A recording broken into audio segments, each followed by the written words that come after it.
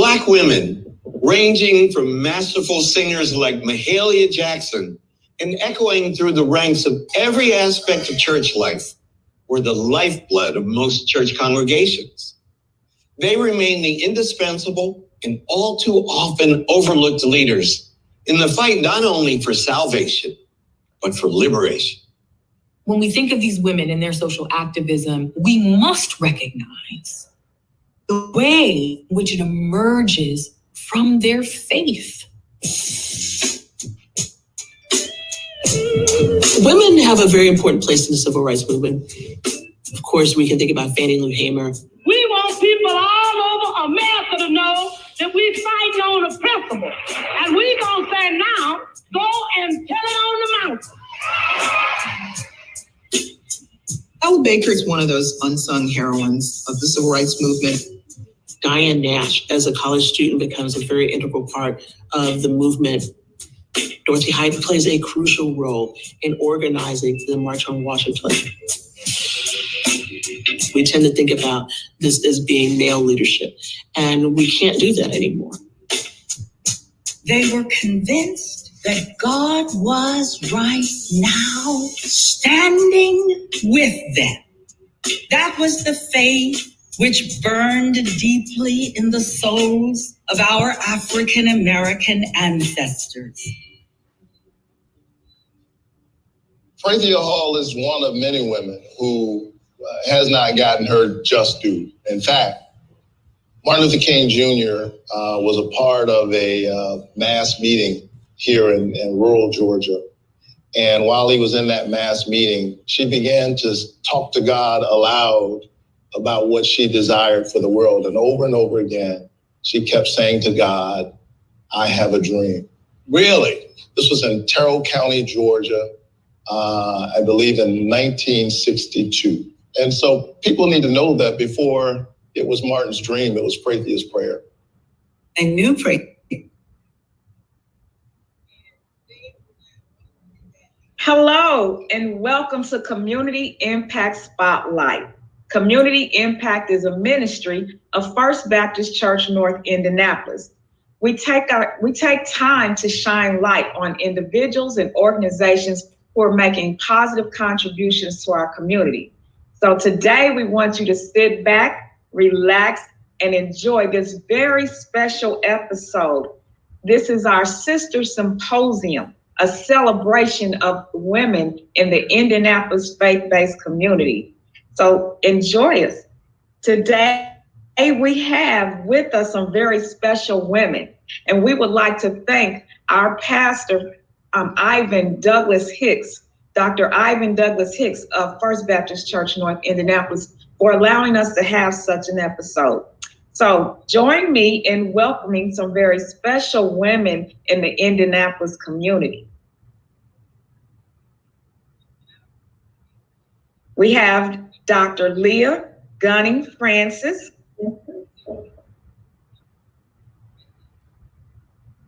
We have Pastor Pamela Emanuel, and we have Pastor Kim Outlaw.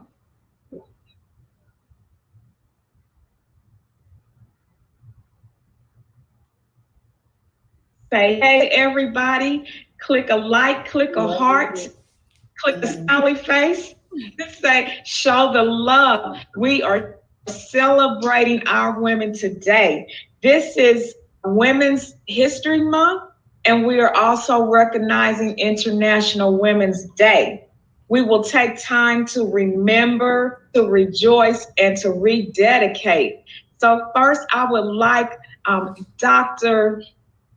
Leah Gunning Francis to tell you a little bit about herself and what she does. Thank you. Thank you so much, Reverend Hill, and hello to everyone. As Reverend Hill has said, I'm Leah Gunning Francis. I'm the Vice President for Academic Affairs and Dean of the Faculty at Christian Theological Seminary here in Indianapolis, where we are busy preparing and equipping women and men for leadership, or in congregations, in hospitals, in counseling centers, and just a variety of spaces in which they are fulfilling their passion and living out their call. And so it's a joy to be able to accompany and walk beside them in that process, in addition to providing the kind of academic oversight that's needed to make those things happen. So it's really a joy to be with you all. All right, thank you and welcome. Next, we will have Pastor Pamela Emanuel from Grace Mercy Assembly. Thank you so much, Reverend Hill. My name is Pastor Pam Emanuel. I am the founding and senior pastor of Grace and Mercy Assembly, and we're located on the east side of Indianapolis. We cultivate disciples, we advocate for social justice, we relinquish our lives in love and service to God, and we esteem one another. All right, that's some important work. We thank you so much. Next, we will have Pastor Kim Outlaw from Living Water Fellowship Church. Hello, Reverend Tanya. Thank you so much for having me. Dr. Ivan Hicks, thanks so much for having me. To the other distinguished ladies on the panel, it is a privilege to be with you on today. I'm Pastor Kim Outlaw, as previously stated. I am the founding and senior pastor of Living Water Fellowship Church on the northeast side of town, right here in the wonderful city of Indianapolis. I'm also the wife of co-pastor Steve Outlaw. I am a mother of 3 awesome sons. I am an author. I'm also the CEO of Luxury Affordable Boutique. And I'm also the president of Rising Star Childcare Academy. Thanks for having me. All right, great work.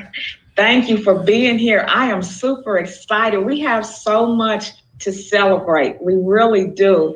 The things that you ladies are doing is just simply amazing. Well, first off, I would like for us to take a little time to remember.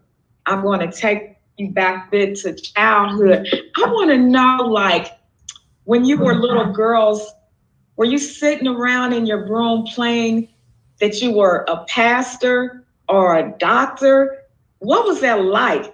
When did you, when did you first know that you wanted to become a faith community, a servant of our Lord and Savior, Jesus Christ? How old were you? Dr. Leah, can you share that with us?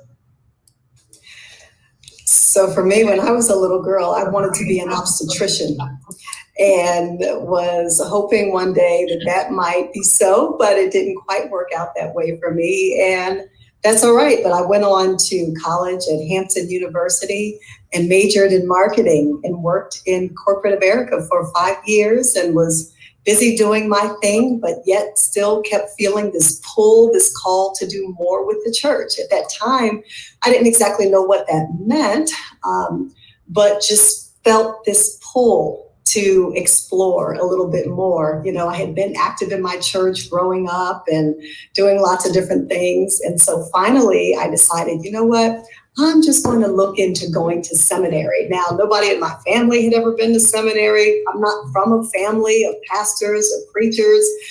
There are people of all kinds of professions, but not pastors and preachers, but definitely church people, if you will. And so I picked up the phone and called down to Candler School of Theology at Emory in Atlanta because I kept feeling this tug to Atlanta, even though I was living in New Jersey. I'm from New Jersey. And I'm talking with the woman in the admissions office, and she's taking my name and preparing to send me some information. And when I give her the name of my town, Willingboro, New Jersey, she squeaks and goes, "Eek, I'm from Willingboro." And I'm going, oh, Lord. Like, who do you know from Willingboro, New Jersey? Nobody. And that really started the ball rolling in a way that I just never imagined. And so I left my job in New Jersey at corporate, you know, my boss and others. My boss was very supportive at the time, but vice presidents and other people thought it was like a bluff I was just trying to bluff to get another promotion or get more money and to say, oh, I'm going to seminary. They were like, well, Leah, here's another promotion you can have. I'm like, no, this is not, I'm not trying to force your hand here. And so, finally I just pack up my car and pack up everything and move to Atlanta. And it just changed my life in ways that I never could have imagined. Because even when I went, and this is where you kind of go without knowing sometimes, we know how God said to Abram, to go into the land I will show you. And so it was that kind of going without knowing a bit, but still feeling and the leading going in that direction. And it just worked out. It far exceeded my expectations in ways that I just never imagined. Okay. So not a direct journey, but God doesn't waste anything. And I'm sure all the things, the nuggets that you were involved in before reaching seminary, they were all beneficial to you once you arrived. So that's great. All right. Pastor Pamela, what was your story? All right. Started in Selma. Okay, that's where I was born, Selma, Alabama.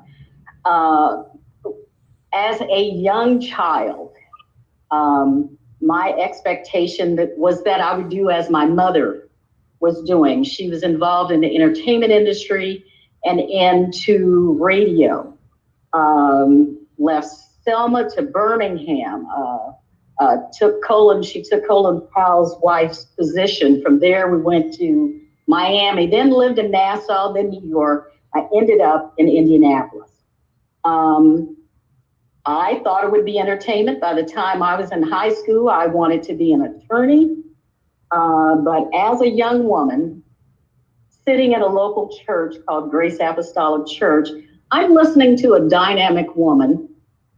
At that time, it was a minister, Jackie McCullough, and felt a call and a compelling from God. Now, I didn't want to go, and I was hoping he was talking to someone else. So I spent about 15 years running away from everything I heard him say until I was slain in the spirit in a local Jewish synagogue.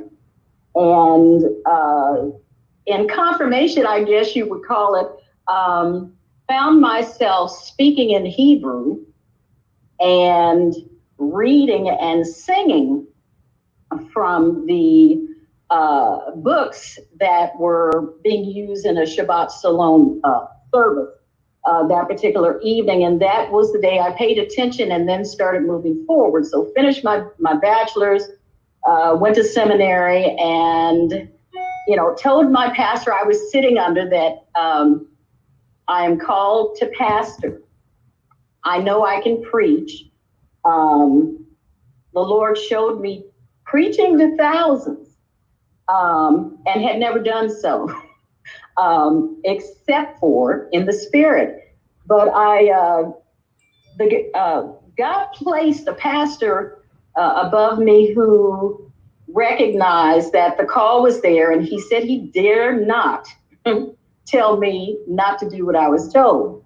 And I told him, he didn't say go now, but when he says it, I just wanted to warn you ahead of time. And he finally, got the word, I got the word, and was released. But I took a long trip because I didn't desire to pastor. I didn't desire to preach. I thought I would be singing. But here I am, praise God. Amen. Amen. That's great. You guys have some good stories. Pastor Kim, what's your story? Well, it's amazing. Pastor Pamela, she was going to be singing. I thought I was going to be an actress in Hollywood. I grew up wanting to be an actress, in the mirror, practicing my lines and all of that. Never in a million years did I think that I would be a pastor, a senior pastor. I thought I might be a first lady, some years on down the line with a hat. I could have did that, but with ease, I would think. But after that, in 1996, I got saved.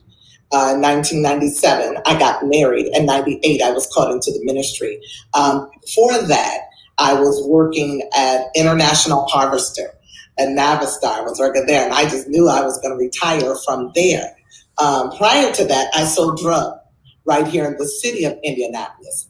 And so I was a dope dealer, as some may call it. I always had the ability to influence others, even as a young girl. For some reason, when people had problems, they would come and talk to me, and I was 11 and 12 years old, and I would try to counsel them. So even in selling the drugs and all that I did, I would sell drugs here in Indianapolis, but I would be telling them, you're better than this. You don't have to do this. Give me my money, by the way, but you are better than this. And so in 98, I know, crazy, but in 1998, God called me to the ministry up under the direction of Pastor Jeffrey Johnson in the Eastern Star Church.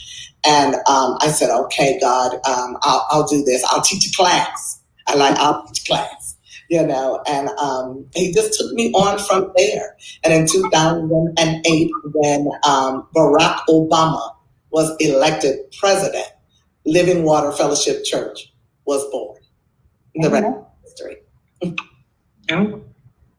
All right. What stories? Look how God does things. I mean, all three of your journeys have been very different, but it's brought you to where he would have you to be. And these stories were nothing like that. I guess I was the only one at 6 years old who would take a pen and pretend that it was a mic, and I would practice hooping and make my cousins line up and practice hooping. I didn't see myself preaching or anything because I didn't see many women doing that, but I was definitely training childhood friends to do that, and many of them are pastors now. But God, he just works things out for his good. So thank you for helping us to remember. There are many little girls who may hear what we have to say today that see how journey might begin in one place, even in a place that they might want to be, like selling drugs, but how God can use you and turn you for his purpose and for his benefit. So I thank you so much for sharing that. So now let's pivot a little bit. Has pastoring, has being a doctor and a dean at a university, have these things been what you dreamed they would be? What's been like, oh, I thought it would be like that, and what's been like, oh, I didn't see that coming? And I think let's start with Pastor Pamela this time. Okay, I will confess that things are, I want to be transparent. Things are, I will say, as that I had expected. I was real with, and that's possibly one of the reasons that I did my running. I had seen biblically what was done to people who were trying to disperse or share the gospel with others. I've seen what leaders go through, and I've been fortunate enough to see some pastors and seeing the upside and the downside.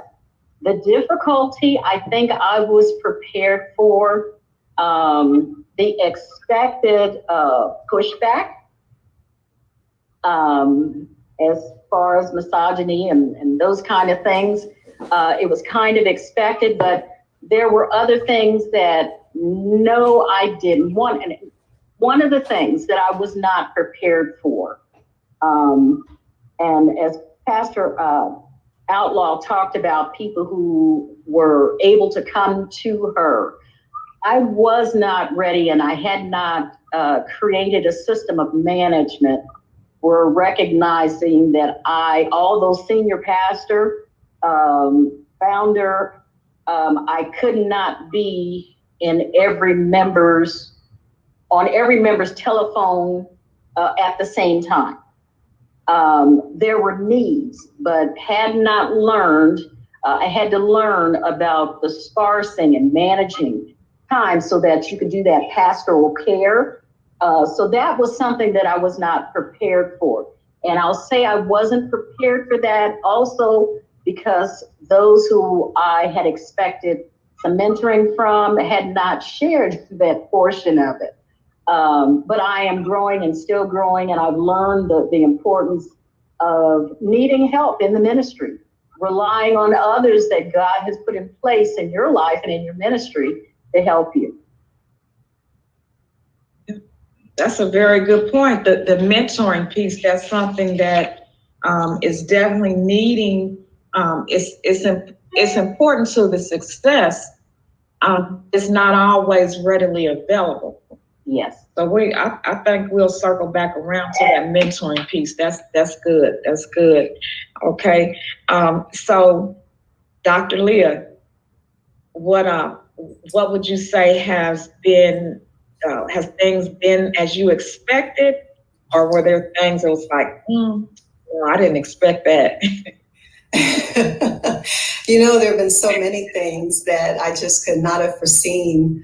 First of all, even going on and pursuing a PhD, like that wasn't part of the plan, because back to that story with my sort of feeling this call to ministry and going to Atlanta to even go on from there to pursue further study, I'm like, what in the world is going on here? And so to, pack up my little cat and we moved to Chicago and pursuing further study, and then start serving a church, go from there, serving a church in Ohio, getting married, having 2 sons, then moving to St. Louis and working in a school, and then being in the middle of the Ferguson uprising and so many other things that have happened. So nothing has been what I expected, but it has far exceeded anything I could have imagined, while at the same time having some really hard moments, right? Sometimes just the day can be really hard because of the various demands of work, the things that the boys have going on. Like we've got a major science test tomorrow that as soon as we're done here, I've got to make sure the studying is done for that. Then just a whole host of other things. Then of course, everything that's going on in our world and just trying to survive and thrive as Black people, and the pressure and stress that places on our hearts, minds, and spirits every day. So, all of that has made the journey for me one filled with both joy and challenge, with, wonder and questions, and all of that's kind of mixed in together. So, my bit of unsolicited advice to anybody would be to be sure to follow your journey. Yeah. Trust.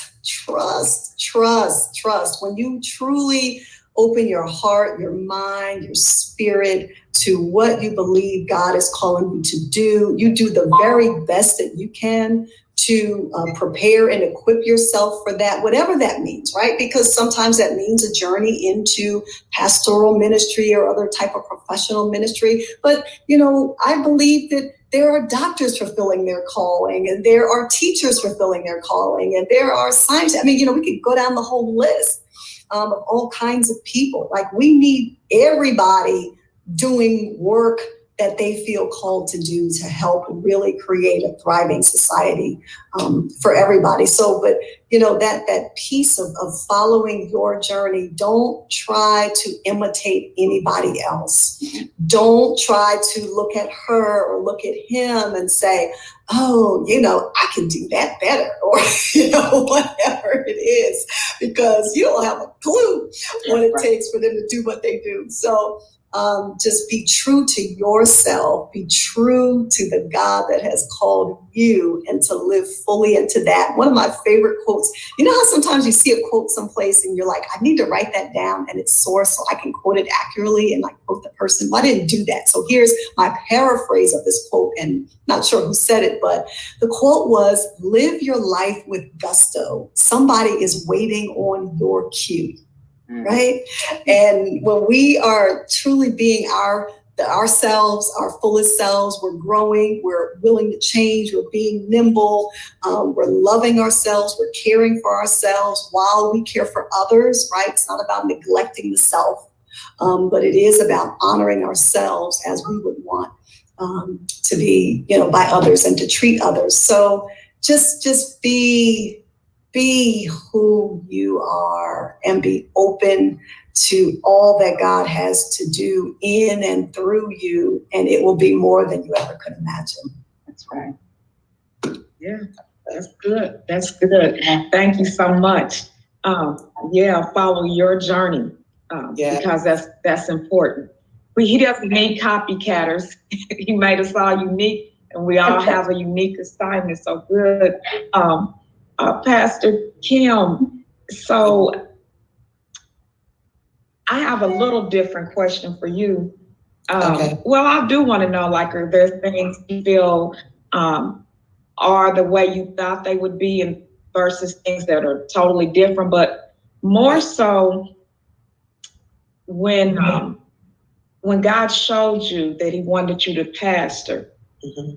did you have a vision of what you wanted to achieve with your congregation? What is the specific work that you to do? I didn't know what to expect. I tell everybody, God hid everything from me.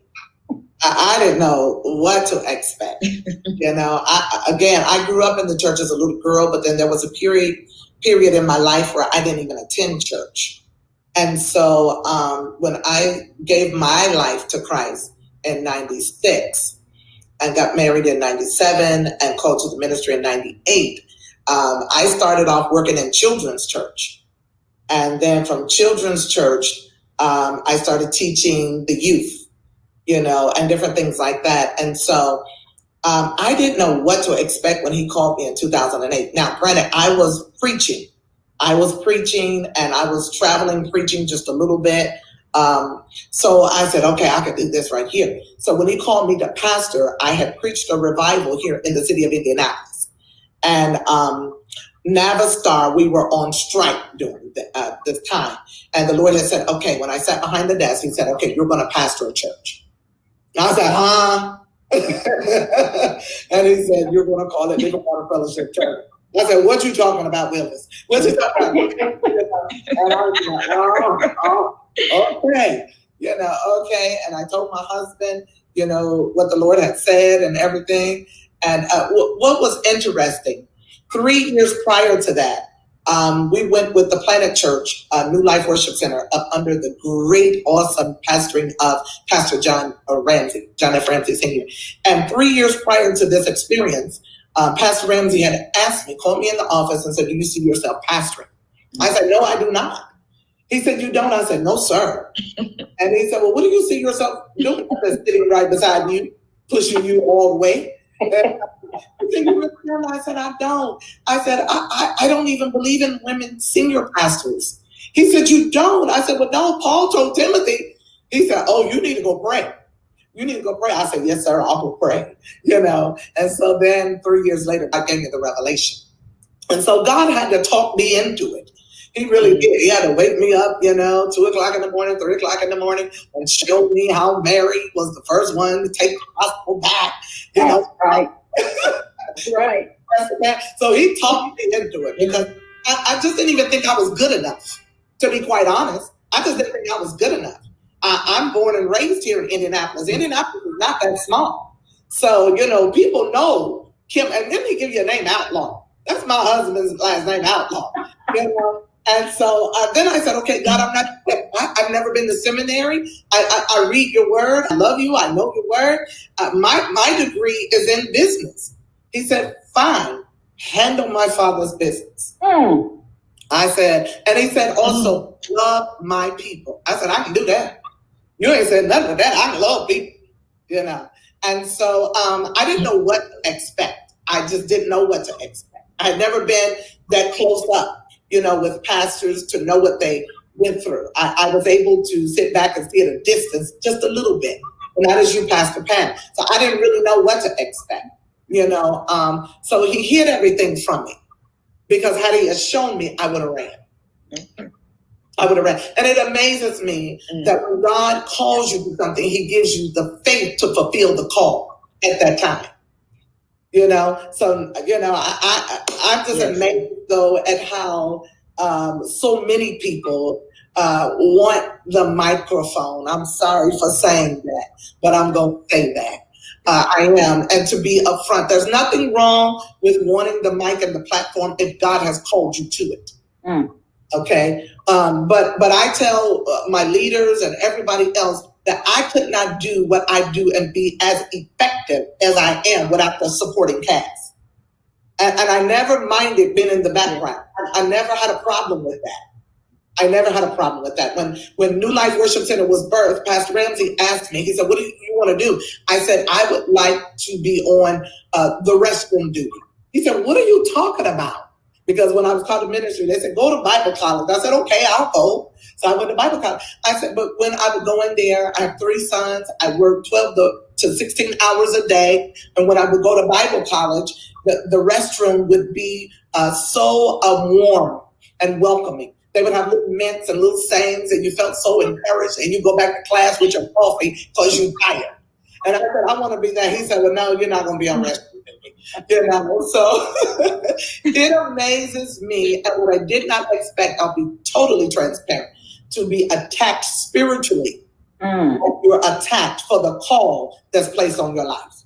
That's right. So as you said, be very careful of watching other people and wanting to mimic other people's journey, because you might not be able to handle the warfare that they have to go through.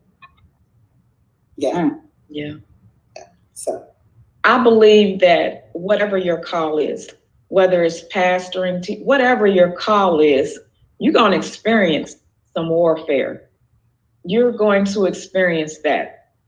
I also find it, it tickles me that that this is not what any of you saw yourself doing. And it sounds like you may not even feel prepared to do it, but God prepares you. And I think it's important to listen and trust. Somebody already said that, trust what God is telling you to do beyond what you hear other people telling you to do, because he is going to make it happen for you. And it doesn't even, it's about being exceedingly abundantly above and being willing to serve. You said restroom duty, it's like, what? But just having that openness to whatever it is that God is leading to you is very crucial and important. But I have a question I want to pose. I wonder if you guys didn't see yourself in these roles because maybe you didn't see many other women in these roles. It wasn't familiar to you to see that. And Pastor Kim, you made comment that you didn't even believe that, and he told you better go pray some more, So what do you say to that? Do you believe that some of this may have been because it wasn't what was for you to see? And then we don't have to go in any order. Whoever would like to speak on that. Yeah. I don't think that was the case for me. I had no desire. To be quite honest. When I gave my life to Christ, I had given up a lot. I gave up a lot. And I'm glad I did. I gained more. I know that now. I didn't know that then. So I had no desire. Right. And I don't know if it was because, it could be unconsciously, that I didn't see, a lot of women being senior pastors. I was comfortable doing what I was doing. I was thankful that God would use anybody like me. And that's just the truth. And he had already taken me further than what I could have ever imagined. I will be 50 this year, the young 50. I used to say 50 is the new 30. It's one of the biggest lies I've ever told in my life. Now, you might feel good, but every organ, every joint, every muscle in your body know that you're 50. you know? So he had taken me further than what I could have ever imagined. He really did. He gave me a wonderful husband. All I asked for, you know, is I wanted to be married and I wanted to go to church, you know, and I was safe. I wasn't in the drug game anymore, you know, and so I was just so thankful that I had lived, because a lot of people that I was out there in the streets with, they didn't live. They died. And so I was just so thankful that I just didn't desire anything else. And again, because of my past, I didn't even feel worthy enough. Yeah. Yeah. I would add. That made you more worthy. People. Go ahead. Yeah, I would add for myself, there was confusion spiritually. And the confusion came in, and maybe I shouldn't use the term spiritually. I mentioned that I got my calling listening to, at the time I was listening to Jackie McCullough. My confusion came in when I recognized, in the vein of worship where I was at that time of the calling, apostolic, Pentecostal, women were allowed to teach. Women, in fact, the first woman I ever saw sitting in a pulpit happened to be at Grace Apostolic Church. My confusion came when I heard if you believed in this, you were going to hell. If you believed in that, you were going to hell. If you're at that church or what have you, and you recognize that all denominations did not accept women. And I was like, okay, what is this all about? So my difficulty came, and I had seen it. I saw women leading. I saw women touching lives. I saw women spreading the gospel. But when I got my confirmation and decided to pay attention, I was in a Missionary Baptist church.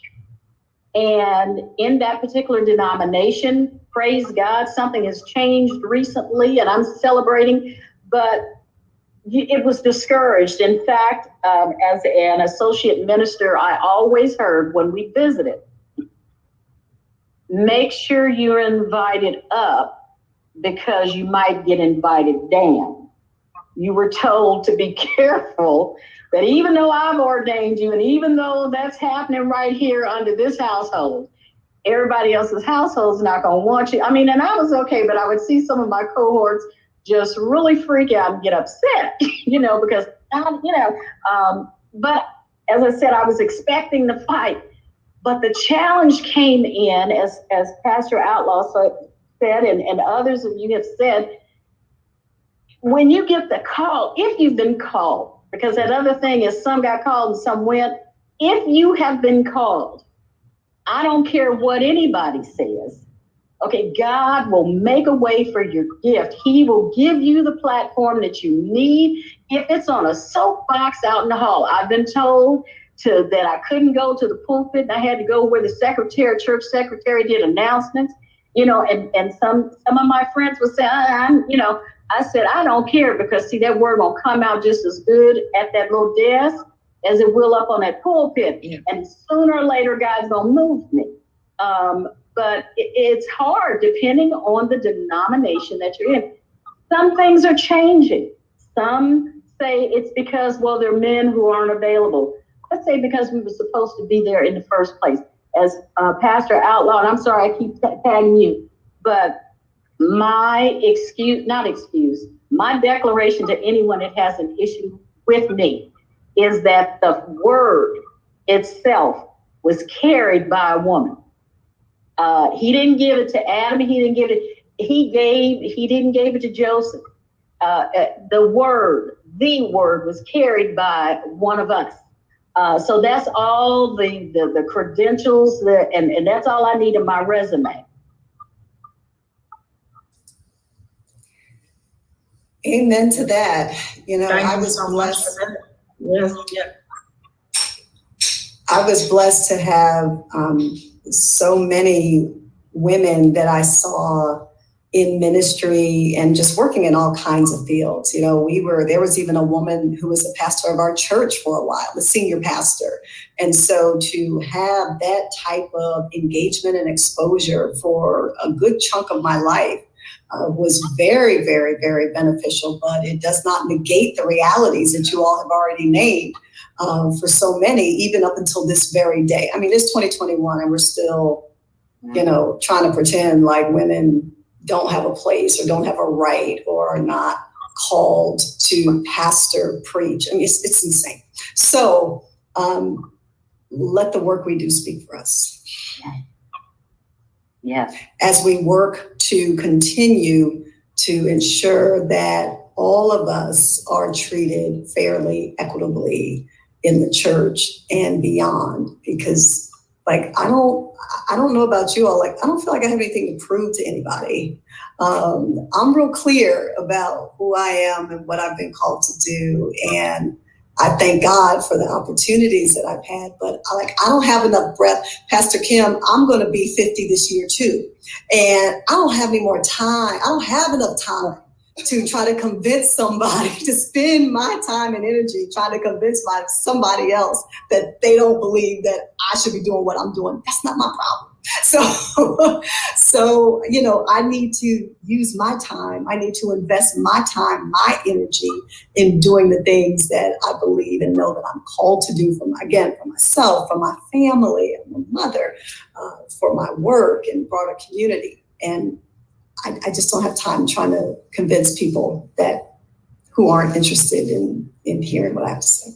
That's fine. Yep. Thank you so much. Good point. I'm past 50. So I'm past 50, so I know I don't have time. And it's all just be about your father's work, doing what he called you to do, which brings me to my next question. Share a little bit about what you're doing now in your ministry and what do you believe God wants you to do in, say, the next 5 years? What is the work he has prepared for you to do now? What excites you? What is moving you about what you're doing in your ministry now? What has God shown you to do?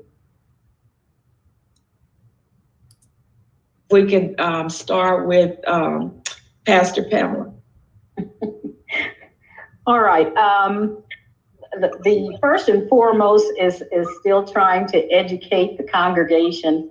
For those who are so intimidated by the internet and by using their phones to worship, I have taught and tried to influence for years that this building is not the place. And forgive me for saying, it ain't just in here. You know, there's work for us to do outside of this. And just because that brick and mortar is bound or blocked up and you can't go in, it does not mean church doesn't exist. So working on that. The other thing that we are working on, my husband and I have, we recognize that God has called us into international ministry. So branching beyond here, my husband is West Indian, born and raised in St. Vincent and the Grenadines. We have a family home that's there, and within the next 4 to 5 years, the plan is to open or say plant the church for ministry there, so that we are operating both there and also here in Indiana and wherever else God has called us, especially within the Caribbean. So right now, just trying to do the outlining, the launching, and the activation of that ministry. Trying to also God is working on me about procrastination. I have a book that I've been working on for 6 years that I am to finish. And trying to do that, but primarily the ministry. My last name, some of you have really had me laughing over here. Pastor Outlaw talked about her last name, and I was reminded, my last name is Emmanuel. You know, so it's, God is with us. So if he's telling us that's where, he's already set up. The home was set up before I got into, before I met the man. So there's, so we have a home. There's the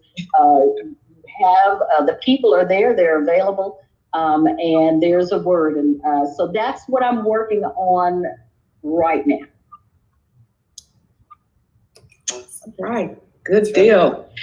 Hell, you have a lot of work to do to prepare people for this. Social media ministry is a lot of work. A lot of people are hesitant. Yes. But I believe, as I heard you say, that is, we were never intended to be locked into the walls. The ministry, we can't go out and get people by staying in the walls. So we have to take care of home, but we have to go out. Charity begins at home, but it should never end there, basically. So good deal. Amen. And international ministry, that's how we do that as well. There's some things we might be able to do together there. Our Grooming the Queens retreat, we do that locally, nationally, and internationally. And I don't mind stopping by a Caribbean island doing a retreat there. So Amen. That's good thing. Finish that book. Finish your book. Maybe that's why Corona is still lasting. He's waiting on you to finish that book. Okay. Dr. Leah, what is it that you are working on, and what is your passion about, and what you believe that God has for you to accomplish in the next 5 years or so? Ooh, well, first for me, my first ministry is to my family. It really is. And I have been very intentional as best I can from the time that, Rodney and I have been married for 15 years, and Evan is 14, Desmond is 13. So it has been nonstop for the past 15 years with us in terms of moving and going and careers and school and all of that. And my first priority is making sure that as Evan is transitioning into high school next year, that, it's as good a transition as possible, and Desmond has what he needs. Like that's my first order of business for me, and that our family, that together we feel like we are moving and thriving in the way that God has us and desires us to be. Every January we sat down at the beginning of January and mapped out our family goals. What are our family goals this year? And what is it, some things we need to be achieving individually? How can we support each other in that, as well as collectively as a family? So that's the one thing. That's like the number one priority for me always. And as far as my work and my broader, sort of extending ministry outside of the home,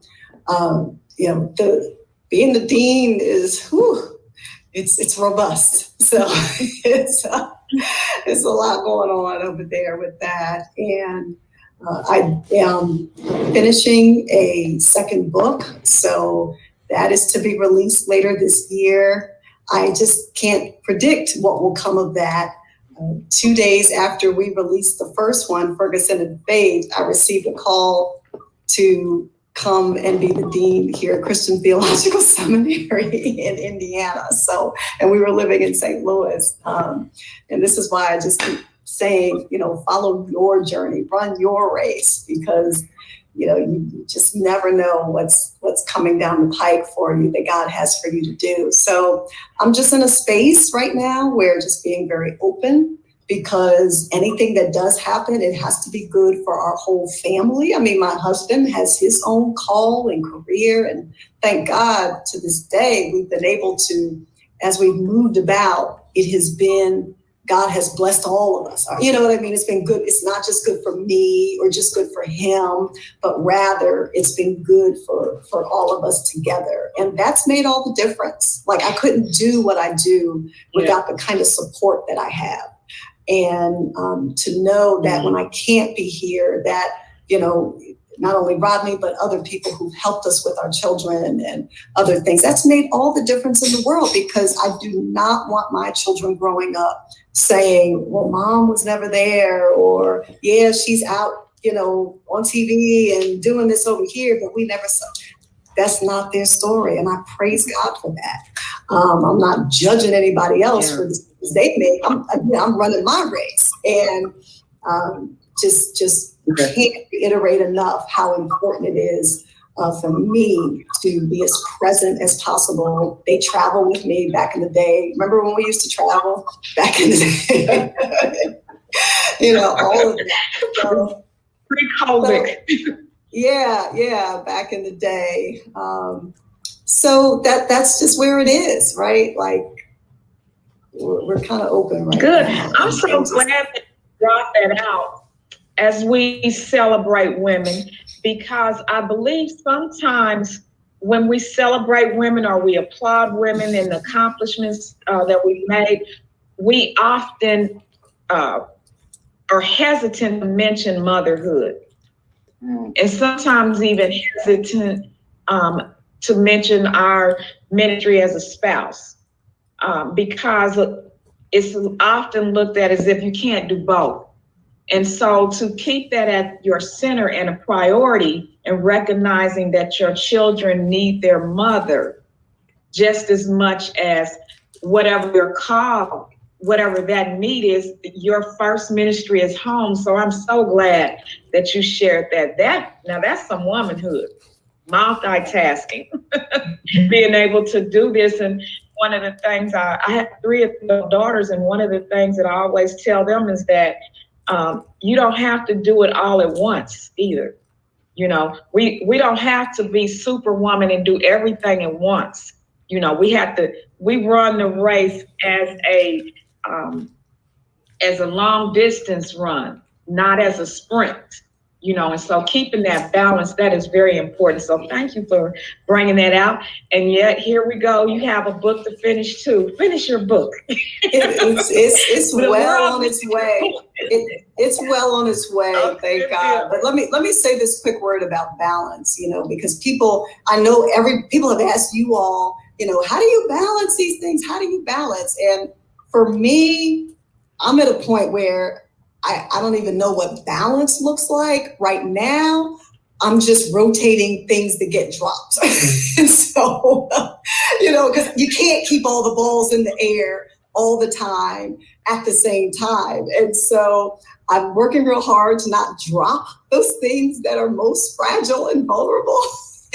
Wow. So some nights, the kitchen might not be as spotless as I need it to, or, whatever it might be. And thankfully, Rodney and I, we both are in here with our sleeves rolled up and doing all kinds of work. But, that balance is not about everything happening the same way all the time and all the energy gets deployed in the same way, but rather just being willing to kind of be nimble enough to go with the flow of, what you feel you need to do at the time to be able to try to keep things going as best you can. But it's hard. It's hard. Yeah, it is. It is. Prioritizing is. All right. Thank you. Pastor Kim, what God has you working on? What excites you? Well, we're expounding upon outreach. We've always had an outreach ministry, Fishers of Men, and now we have really grown our outreach ministry and expounding upon. I believe in this hour, as Pastor Pam was saying, that God is expanding their territory, enlarging their territory, and taking them international. And I have said at the beginning of COVID that I believe that for all of us that would remain in the earth post-COVID, that we would have to make double the impact. We would have to, that God would anoint us and empower us to make double the impact that we made prior to COVID. So outreach is really big for Living Water Fellowship Church right now. We're not only just feeding, but we are also clothing. It was my prayer. It was my prayer for brand new clothes. I wanted brand new clothes. I wanted brand new shoes. I wanted all of the essentials that people need in their homes, dishes and all of that. And God has made a way for the Living Water Fellowship Church to have all brand new merchandise. Wow. And our warehouse is filled. And so I am so thankful to that. All brand new clothes with tags on them. There's nothing wrong with the other. It was just my prayer it was just my prayer that God would make a way that we would have all brand new stuff. I want brand new shoes. I want brand new, and so we're really expounding upon that, the outreach. And that's the church. Now, personally, I have some personal goals. I was just saying this on Facebook the other night, that I'm not only a preacher. I'm not only just a pastor. I'm not only a motivational speaker or a wife or a mother, and I have goals for everybody else. I'm a person. I'm a real person, and I have dreams and goals, and I still might make it to Hollywood. Who knows? They need mothers in some of these roles. All right. But I have other dreams and things like that. My husband said, you know what? She's too much. And can you believe this? He's from LA. He's from LA. I said, don't you know God had you to come here? Oh, wow. Be out there to Hollywood. We've been married for 24 years. October. He always said, you only married me because I was from LA. He's an awesome man of God. But beyond my own personal goals, I do know that God has called me to mentor. And we talked a little bit about that. And so in 2022, the spring of 2022, I will be starting the E3 mentoring program, spring of 2022, because I believe it's important. I really do believe that the lack of mentoring in our society, in the world today, is a big problem that's causing a lot of other big problems. Yes. As a personal goal, I have to get the E3 mentoring program started and stop procrastinating. So I have given God, and I think he's in agreement, that spring 2022 will do that. Amen. Yeah. All right. Man, that's key. We just talked about the need, the lack of and the need of mentoring. Within the faith community and otherwise. I do life coaching, and it is very needed. And it is such a huge blessing to help people I think if we want to play basketball or we want our kids to grow up and play in the NFL, we put them on an AAU team, we get them a coach. But what is more important in your life? And making sure that you are doing the things you're called to do and doing them well and with balance, you know. And so we don't always look at our life in that way. So mentoring and coaching are very key things. And so that's good. I'm happy. I can't wait for it to begin. That's great. And good point as well that we are more than just, go ahead. I'm really excited about that. I was talking about Adam just a little bit this past Sunday when God came looking for him. And he said, Adam, where art thou? And I think this is the question that's been asked of all of us in this hour. Where are you? Right. Why are you hiding? Mm-hmm. And what you have displayed up until this point is not all that's in you. That's right. I think there's so much more that God wants to get out of us. Mm-hmm. And we have to say, here I am. I'm through hiding now. I'm through feeling as if I'm not enough. Woo, glory be to God. This is the one thing COVID taught me. I am enough. Amen. If I didn't know it before, I know it now. Amen. Yes. You can do everything that God has called for you to do and still not feel as if you are enough. You can. You can put on the smile, you can preach, you can do all of that, you can bind up demons, you can do all of that and get home and you got to wrestle with your own that's trying to convince you that you're not enough. But I think that COVID-19 has taught all of us, if it didn't teach us anything else, we are enough. That is right. Amen to that. Yeah, made us enough. Good deal. All right, so I think we're coming towards the end here, but we have a couple very important things to discuss. One is that, I'll say this before we even get to that question, is I think that as we celebrate Women's History Month and International Women's Day, it's important, I believe it's important to know and to state to our brothers that we don't do this in an effort to outdo men or to compete against men but to recognize that God has placed purpose within us and that it has been suppressed. We would be lying if we didn't acknowledge that. That we together, we could do so much. There is not enough. The laborers are few. There is enough for all of us to do. We don't have to compete with one another. We can work together. So I definitely welcome that. And then we've hit on the mentoring a couple times now. So that is certainly one of the things that I see great value in. But what do you believe we should do? How can we help and prepare and support women who are coming along, who feel called, who know that they're called and want to be involved in the faith-based community in a leadership role? What should we be doing now for that?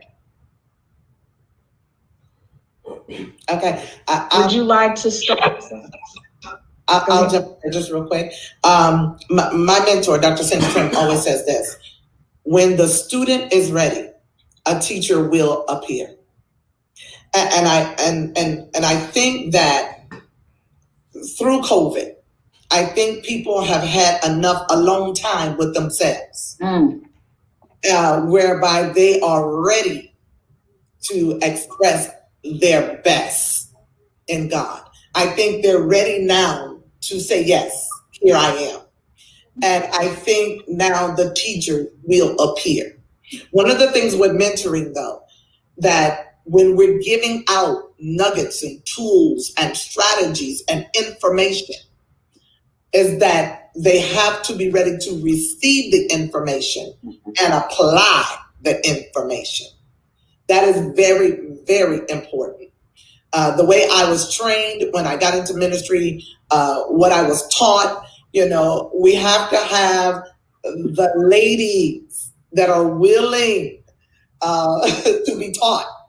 Some of the things that I see, and I tell some of my mentees, is that y'all got to stop trying to go and be mentored by people who have went no further than you. Right. That have done no more than you've done. And, you can't say everybody's your mentor. You can't say everybody's your teacher. You're all right here.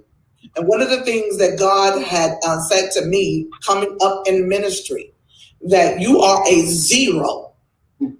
You are zero because right now you have to learn. So what I mean by that is not that I wasn't anything. It's just that when you enter into a room that you have never been in before, there has to be a time to glean. That's right. So you can't go in and try to say what you know. You're there to glean. You're there to learn. I'm trying to say it as nice as I can. I had to learn to shut my mouth because I'm coming from the street now. I come from the street. Okay, I come from the street, so I'm aggressive by nature. I'm bold by nature. And things like that. And God had to tell me, don't you come in here acting like you're on the same level as them. You are not. This is not that. You come in here, you shut your mouth, you sit down, and you learn. And we have to have people that want to be mentored, that want to be taught. They have to be willing to come in, put your title on the back, on the table back there where you just walked in the door, and put your degree down as well, and come in humble. And be willing to submit to the authority at hand and learn and glean. We do that. Yeah, I think that the best hasn't been told. Good. That's good. That's good. Gotta be teachable. Can't know it all. All right. Thanks so much. Pastor Pam, what do you think we need to do to help and support women who are coming along, who want to be in leadership roles in the faith-based community? I will second that. We have to be pliable. At the same time, also be mature enough to be sifters. Because just like you have to sift when you're sitting in the pews, you have to sift information that you're being fed and try it and discern what you're getting. I have found extremely important kinship with other women. And now, okay, growing up, I was not into hanging with lots of girlfriends. I was always better with the guys, okay? So it's been difficult, but the mentor who found me, so God raised her up, and in my prison ministry, a woman came to me afterward and invited me to be a part of a group of women. I was kind of an oddball. There were a few from a few Baptist churches, and but this was a group from the AME church, and who invited me and became my mentor and friend is now Bishop Ann Henning Byfield. What was created for me, and I found, okay, me preferring the guys versus the girls, because I didn't like the gossip and all that kind of stuff. But I found that I needed a safe place where it was okay to be the mother, the preacher, and all those things. It was okay for me to say, here's my issue, what's yours?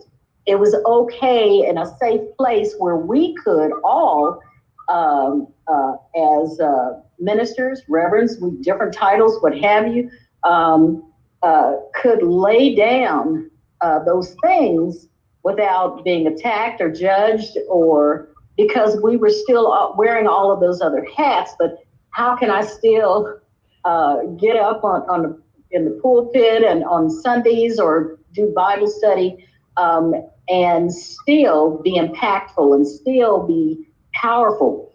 I would say do not go through it alone. Now, there's absolutely nothing wrong with having a mentor who is male, okay?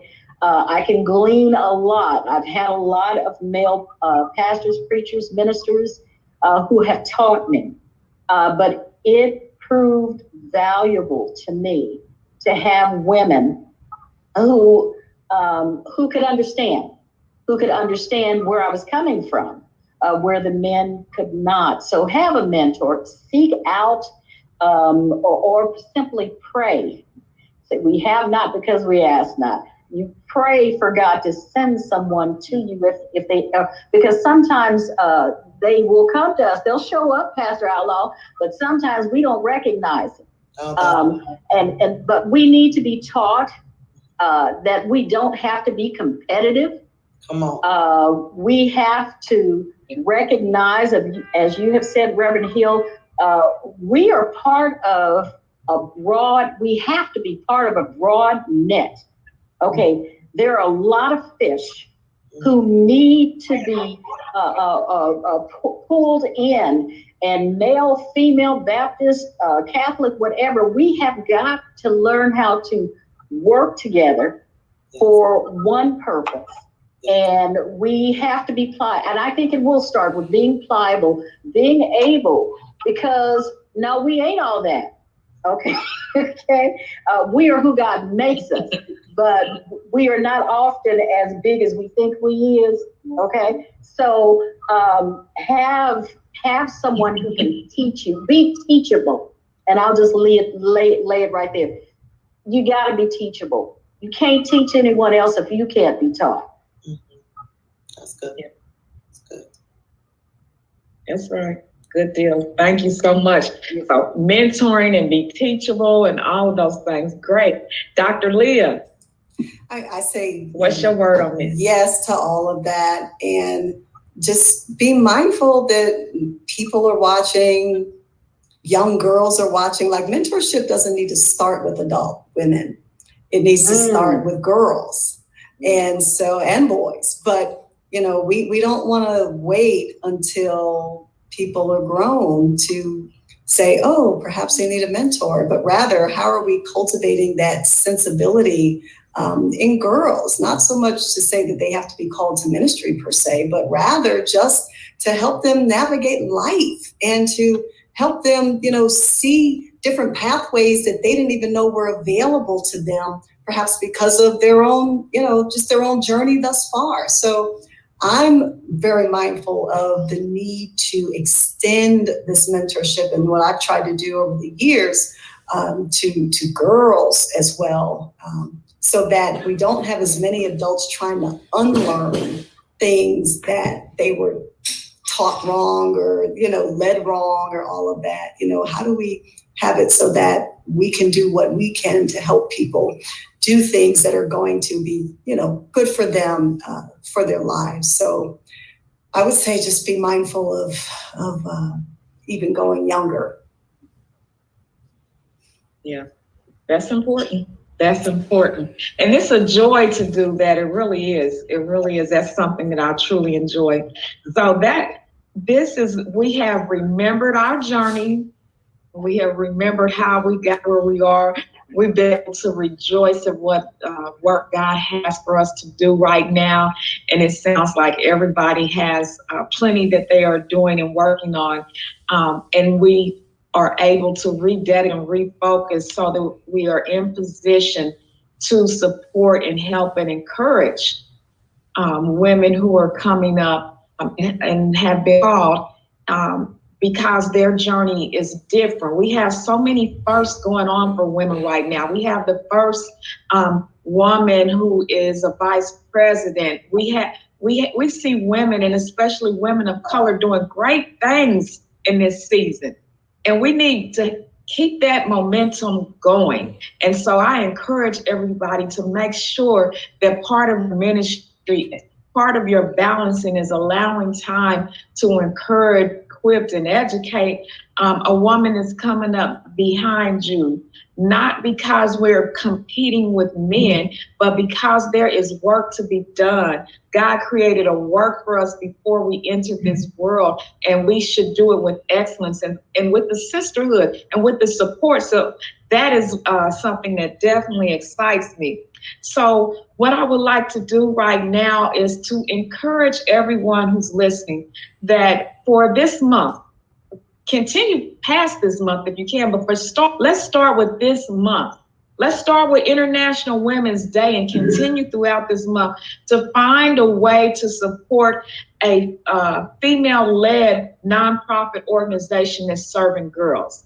Do that for me. If you just, we do that with our talent, with our time, and with our treasure. With your treasure, take what you make in 1 hour and give that to a female-led organization that is helping young girls, helping young adult women, helping women. That'll be a good start. Spend a little time, go and serve, go and do, find out what it's like we don't have enough time as it is, but there is a way. There is a way. So make sure you spend some time, spend your talent. Share your skills, share your expertise. This has been great. It is my pleasure to have had this sister symposium and celebrating the contributions to the faith-based community with my sisters here in Indianapolis, Indiana. I am so thankful that you have joined me today. I'm so thankful to my pastor, Dr. Ivan Douglas Hicks, who's always made sure that I feel welcome and valued and was able to contribute to the work that we do in First Baptist. So to everybody in our community, do something to help another woman. This is a great time for us, and God is doing something good. He's up to something good. So all of you, I thank you again for being with us today. I look forward to doing more with you in our community. So you enjoy the rest of your day. Everybody like, share, and comment and spread the word that the sisters in Indianapolis are up to something good. God bless you all. Have a great day. Bye-bye.